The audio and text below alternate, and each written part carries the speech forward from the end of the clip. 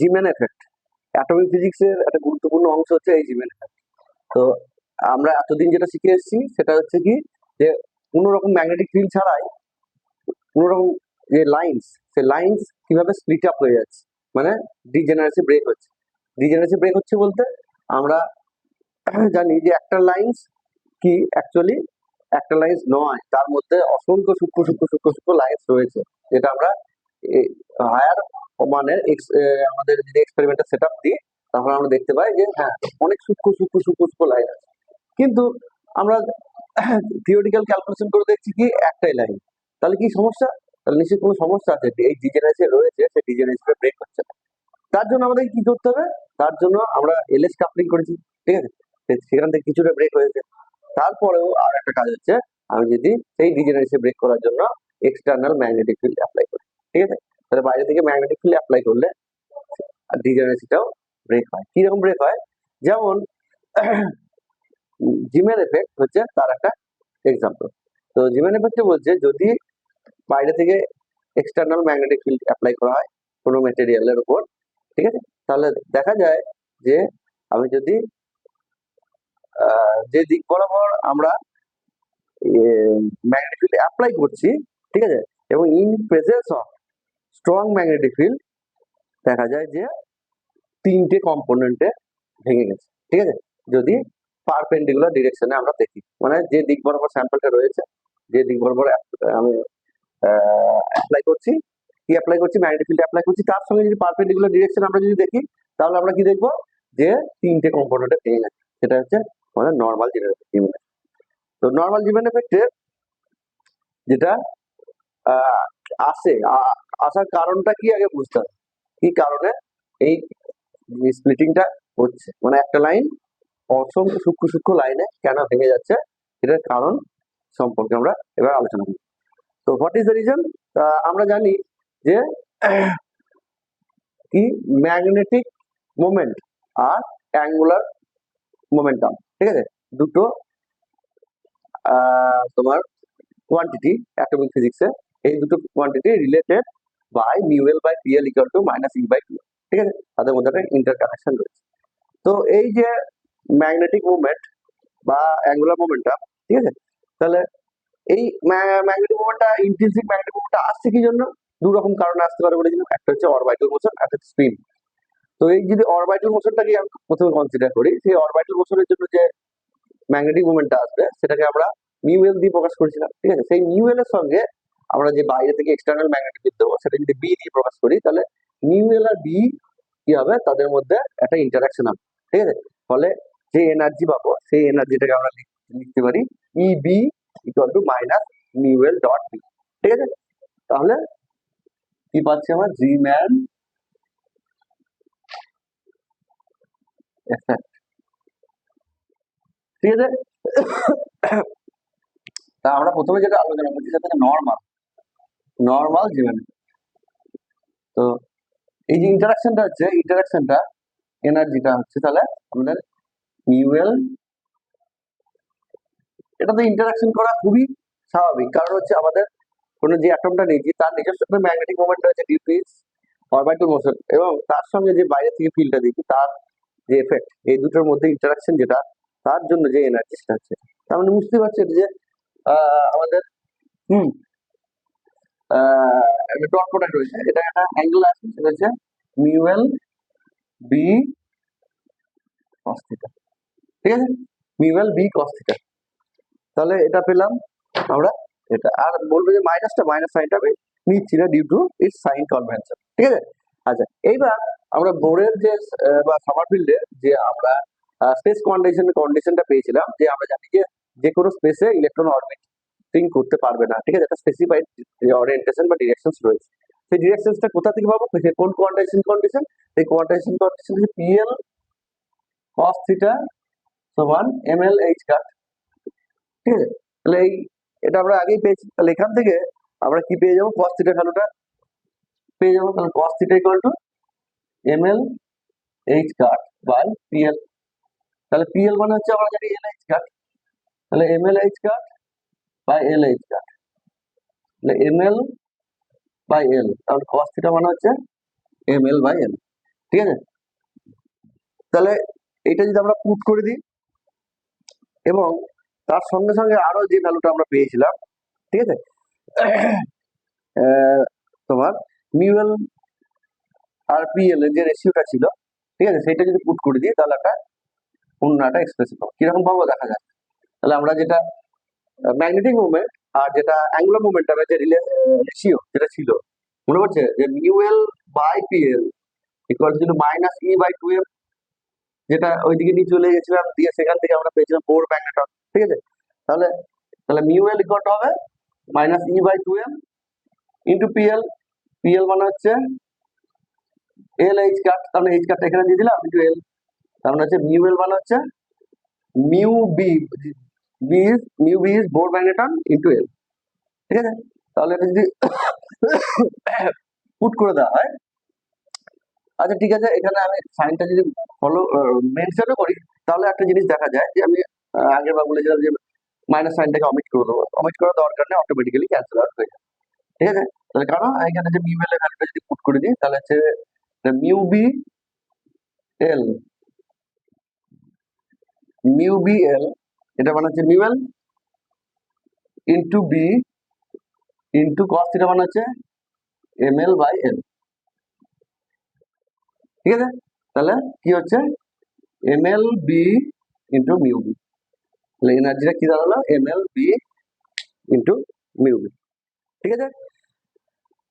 আচ্ছা এইবার এটা কি জন্য ইন, এটা কি দিয়েছি এনার্জি, এটা না একটা টার্ম দেবো ইবি, কারণ কারণ হচ্ছে in presence of magnetic field, ঠিক আছে? তাহলে ম্যাগনেটিক ফিল্ড দেওয়াতে আমাদের কি হয়ে গেল, আমাদের এনার্জিটা শিফট হয়ে গেল বাই দিস অ্যামাউন্ট, ঠিক আছে? তাহলে এবার এমএল টা আসতে বুঝতেই পারছি কারণ ML is magnetic quantum number, ঠিক আছে? তাহলে আমাদের টোটাল এনার্জিটা কত হলো, এটা তো ডিউ টু তোমার application of external magnetic field. এবার যদি ইন টোটাল এনার্জি সেটা কি লিখবো ই এন এল এম, মানে N for principal quantum number, L for orbital quantum number, L for magnetic quantum number. তাহলে কত হবে, এইটা তো থাকছেই, তার সঙ্গে সঙ্গে একটা এইটা থাকছে যেটা হচ্ছে in absence of magnetic field plus M L B into mu B, ঠিক আছে? তো this is your E N L M, ঠিক আছে? তাই ই এন এল এম পেয়ে গেলাম আমরা। এবার আমরা এই যে এমএলটা হচ্ছে ম্যাগনেটিক কোয়ান্টাম নাম্বার আগেই পেয়েছি, সেই ম্যাগনেটিক কোয়ান্টাম নাম্বারে ভ্যালু কিসের উপর ডিপেন্ড করে, যে অরবিটাল কোয়ান্টাম নাম্বার, যদি এল এর ভ্যালু যদি 2 হয়, এক্সাম্পল দিয়ে বলছি, তাহলে কত হবে এমএল এর ভ্যালু +2 +1 0 -1 -2, ঠিক আছে? 12 + 1 সংখ্যা। তাহলে এটা আমরা পেয়ে যাচ্ছি। আর আরেকটা ব্যাপার সেটা হচ্ছে একটা জিনিস আছে, সেটা হচ্ছে সিলেকশন রুল। সমস্ত স্টেট থেকে কিন্তু সমস্ত স্টেটে ট্রানজিশন অ্যালাউড নয়, ঠিক আছে? ট্রানজিশন অ্যালাউড নয় কেন, কারণ আমি যদি বলি যে n = 1 থেকে n = 5 কেউ জাম্প করতে পারবে না, এই এক্সাম্পল দিয়ে বলছি। কারণ ডেল্টা এনটা যদি বলে দেয় যে 0 +-1, তার মানে n এর ভ্যালু ডিফারেন্সটা কি হতে পারে, আইদার 0 হতে পারে অথবা +-1। এক্সাম্পল দিলে বোঝা যাবে, ঠিক আছে? তাহলে একটা এখানে আমরা এক্সাম্পল দেব, তার আগে এখানে আমি দেখে নিই আগে কি ফ্রিকোয়েন্সিটা কত হচ্ছে। এখানে আমরা কি পেলাম, আমরা পেলাম এনার্জিটা। তাহলে এনার্জির সঙ্গে ফ্রিকোয়েন্সির সম্পর্কটা তো আমরা জানি, ই সমান এইচ ইন্টু নিউ, ঠিক আছে? সেটা দিয়ে যদি আমরা পুট করি তাহলে আমরা কি ফ্রিকোয়েন্সি রেডিয়েশন হবে সেটা পেয়ে যাবো। তাহলে the frequency of emitted radiation, ঠিক আছে, এটাকে আমি নিউ দিয়ে যদি প্রকাশ করি, ঠিক আছে, তাহলে ultimately E N L plus M L B mu B, M L B mu B minus পরে যে স্টেটে ট্রানজিশন হয়েছে সেই স্টেটটা যদি ধরে দিই N dash L dash plus M L L dash mu B B তো চেঞ্জ হবে না, এই দুটো এটা, ঠিক আছে? আচ্ছা এটা ইটা, তাহলে ই সমান এইচ দিলে তো আমার নিশ্চয়ই নিচে একটা এইচ চলে আসবে, বুঝা গেছে? Where H is the Planck constant, সেটা তোমরা জানো। তো এবার যদি আমরা এই দুটোকে পার্ট পার্ট করে দিই, তাহলে এটা কি হবে? E N L minus E N dash L dash by H, ঠিক আছে, প্লাস এটা একটা পার্ট থাকছে আর একটা পার্ট থাকছে এইটা M L B mu B minus M L dash B mu B by H, ঠিক আছে।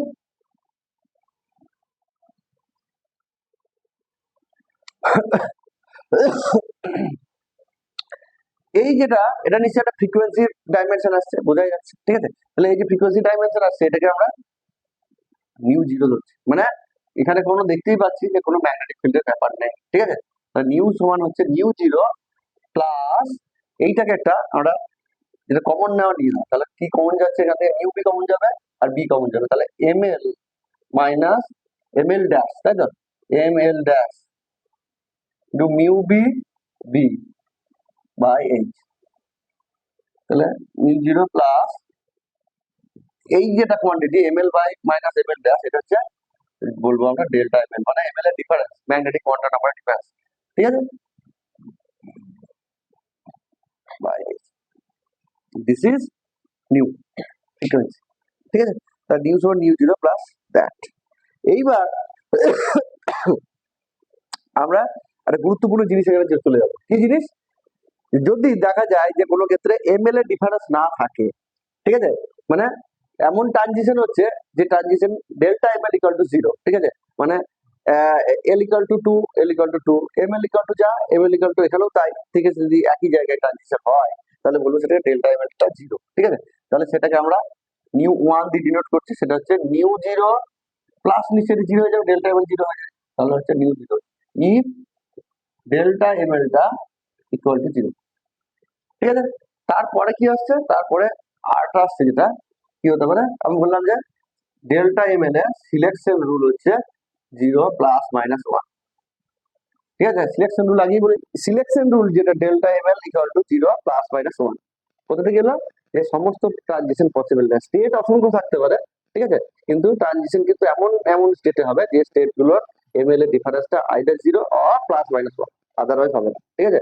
তো সেই সিলেকশন রুল যদি ফলো করি তাহলে আমরা তিনটে ফ্রিকোয়েন্সি সেট পাচ্ছি। একটা সেট হলো নিউ, হ্যাঁ, যেটা হচ্ছে ডেল্টা এম এলটা জিরো, আর একটা হচ্ছে নিউ, সেটাকে নিউ ওয়ান দিয়ে ডিনোট করছি, নিউ টু হচ্ছে যেটা ডেল্টা এম এল হচ্ছে ওয়ান, তারপরে নিউ জিরো ওটা হচ্ছে এম এল এর ভ্যালু যদি প্লাস ওয়ান বসি তাহলে হবে আমাদের nu B B by H, nu zero plus if delta M L equal to plus one, ঠিক আছে।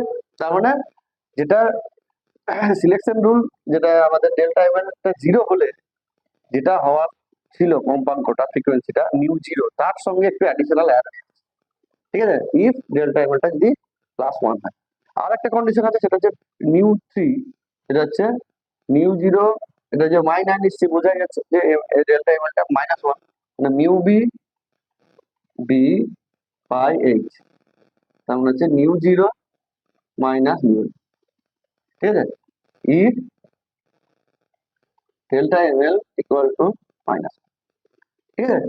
তাহলে এই তিনটে সেট অফ আমরা ফ্রিকোয়েন্সি পাচ্ছি। তাহলে এবার আমরা কি সোডিয়ামের ক্ষেত্রে যদি দেখি একইভাবে, যে L one D one D two যে লাইন ছিল, ঠিক আছে, এই ক্ষেত্রে কি হবে? যে স্প্লিটিং হয়ে আরো বেশি সংখ্যক লাইন আমি পাবো। কিরকম পাবো?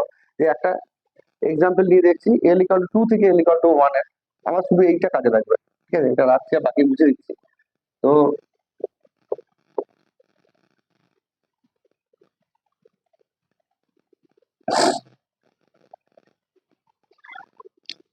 যদি কোন রকম ফিল্ড না দিই তাহলে এল ইকাল টু ওয়ান থেকে L equal to two to one, two to one দুটো স্টেট, ঠিক আছে। তার মানে বোঝা যাচ্ছে এল ইকাল টু টু মানে হচ্ছে S P D, D state থেকে এটা হচ্ছে পি স্টেট, তার মানে এটা হচ্ছে ডি স্টেট, ডি স্টেট থেকে পি স্টেট, এই দুটো স্টেটের ট্রানজিশন। তাহলে এই দুটো স্টেটের ট্রানজিশন হলে কি হবে? এই, ঠিক আছে। এটা হচ্ছে without any field, without magnetic, হলো। এবার in presence of magnetic field কত হবে, এর জন্য করসপন্ডিং আমার এমএল কত হবে, এল এর ভ্যালু 2 এর হলে করসপন্ডিং এল হয় 2l প্লাস 1 মানে 5টা, তার মানে হচ্ছে এমএল এর ভ্যালু হবে 2 প্লাস 1 0 মাইনাস 1 মাইনাস 2 এই অবধি হবে। তাহলে কটা স্টেট হবে, 1 2 3 4 5, 1 2 3 4 5, 5টা স্টেট, ঠিক আছে। এটা হচ্ছে পরপর যদি আমরা লিখে ফেলি, এটা যে এটা লিখলাম প্লাস 2 প্লাস 1 0 মাইনাস 1 মাইনাস 2, ওকে। ঠিক তারপরে এই যে এল ইকুয়াল টু 1 স্টেটটা স্প্লিট হবে, কটা স্টেটে স্প্লিট হবে বুঝতে পারছি, এখানে 12 প্লাস 1, এখানে 12 প্লাস 1 মানে এল এর ভ্যালু যদি 1 পুট করি তাহলে হচ্ছে 3টা তিনটে স্টেট মানে হবে, একটা হবে প্লাস 1, পরটা হবে 0, তারপরটা হবে মাইনাস, ঠিক আছে। এগুলো কার ভ্যালু লিখছি, এগুলো লিখছি এমএল এর ভ্যালু, ঠিক আছে। এইবার আমি যদি ট্রানজিশন কাউন্ট করি তাহলে ওই যে সিলেকশন রুল, কি selection rule, delta ML equal to 0 plus minus 1, এটা যদি ফুলফিল করছি কিনা এটা যদি দেখি তাহলে আমরা দেখতে পারবো সব ট্রানজিশন পসিবল নয়, কারণ দেখো এই 2 থেকে -1 হবে কি হবে না, আর 2 এমএল এর ভ্যালু যদি 2 হয় আর মাইনাস এমএল এর ভ্যালু যদি 2 হয় আর এখানে যদি এমএল এর ভ্যালু 1 হয় তাহলে ডিফারেন্স কত হচ্ছে 2 -1, তাহলে এটা পসিবল, ঠিক আছে। কিন্তু 2 থেকে -1 ডিফারেন্স কত, 2 মাইনাস অফ -1, তাহলে হচ্ছে 3, this transition is not possible, মানে এখান থেকে এই অবধি শেষ অবধি ট্রানজিশন সম্ভব নয়, সব ট্রানজিশন পসিবল নয়, ঠিক আছে। তাহলে আমরা যদি পরপর দেখি কোন কোন ট্রানজিশন পসিবল, তাহলে আমরা শেষ থেকে শুরু করছি, এই ট্রানজিশনটা পসিবল, মানে শেষ থেকে শেষ, ওকে। কারণ হচ্ছে এর ডিফারেন্স কত হচ্ছে, তাহলে -1 -2, এইটা ডেল্টা এমএলটা কত হচ্ছে, ডেল্টা এমএল হচ্ছে -2 মাইনাস অফ -2, তাহলে +1, তাহলে হচ্ছে এটা -1, ঠিক আছে। ঠিক তারপরেরটা কত হবে, এটা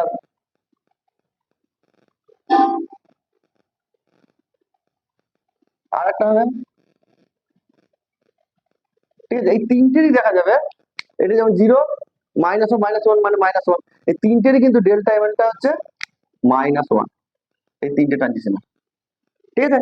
তারপরে কি ট্রানজিশন থাকছে, তারপরে ট্রানজিশন হবে এইখান থেকে শেষেরটা, এটা ট্রানজিশন, তাহলে এটা কত হচ্ছে -1 থেকে -1, মানে এই ক্ষেত্রে ডেল্টা এমএলটা হচ্ছে 0, তাই তো। তারপরটা হবে 0 থেকে 0, তারপর হবে +1 থেকে +1, এই তিনটে ট্রানজিশন। তাছাড়াও আর তিনটে ট্রানজিশন থাকবে, সেটা হচ্ছে আমাদের এখান থেকে এই স্টেপটা হবে, ঠিক আছে। আচ্ছা, এখান থেকে এই স্টেপটা হবে, এটা ডিফারেন্স কত হবে, এখানে ডিফারেন্স দেখতে পাচ্ছি আমরা 2 থেকে 1, মানে এই ক্ষেত্রে ডেল্টা এমএল ইকুয়াল টু +1, তাহলে বুঝে গেল, থ্যাংক ইউ, 2 থেকে 1, ঠিক আছে। তাহলে আলটিমেটলি আমরা তিনটে সেট অফ ট্রানজিশনস পেলাম, এই তাহলে এখান থেকে দেখি বুঝতে পারছি কোনটা নিউ, কোনটা হবে নিউ ওয়ান, এটা নিশ্চয়ই হবে নিউ ওয়ান, কারণ যেখানে আমার এখানে এটা কি এমএলটা 0, এখানে এমএলটা 0, আর আছে কি +1, এটা নিউ টু, কোনটা এটা হবে নিউ টু, আর এটা হবে, ঠিক আছে। তাহলে আমরা দেখা যাচ্ছে in absence of magnetic field আমরা একটা লাইন পাচ্ছি, থিওরিটিক্যাল বলছি কিন্তু, ঠিক আছে।